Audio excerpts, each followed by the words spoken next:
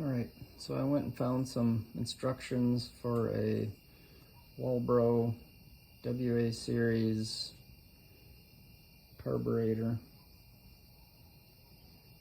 Where is this? Walbro WA series. And it says that the metering lever is supposed to be flush with that little plate. That's how it was before I bent it. But before I bent it, there was no action in the valve. By having it bent up this high,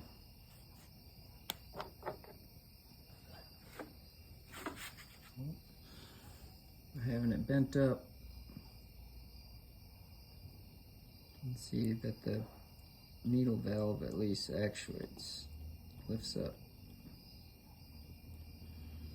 When that was flush with the top, the valve did not move at all. So I'm just, since it ran a little bit, I'm gonna leave it like that.